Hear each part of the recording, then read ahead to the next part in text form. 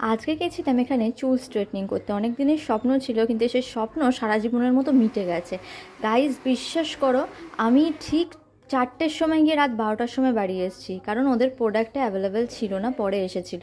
তো দেখো এইখানে আমি চুল অলরেডি ক্রিম মাখিয়ে আমাকে বসিয়ে রেখেছে প্রায় 40 মিনিট। তারপরে চুলটাকে এখানে ড্রায়ার দিয়ে শুকানো হয়েছে, তারপরে এখানে স্ট্রেটনিং করা হয়েছে। হাফ স্ট্রেটনিং করে দেখি কারেন্ট চলে গেছে, সে আরেক ঝামেলা।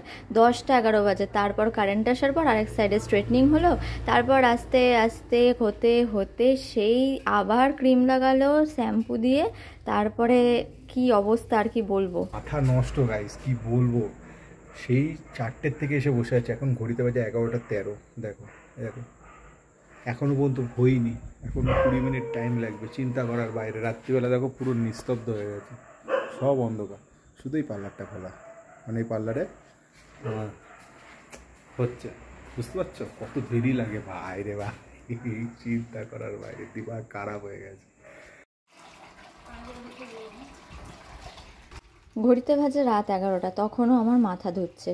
এরপরে আমাকে ফাইনাল লুকটা দেওয়া হলো। তো তোমরা এটা কেমন লেগেছে তোমাদের, আমাকে এই লুকে কেমন লাগছে সেটা অবশ্যই জানিও।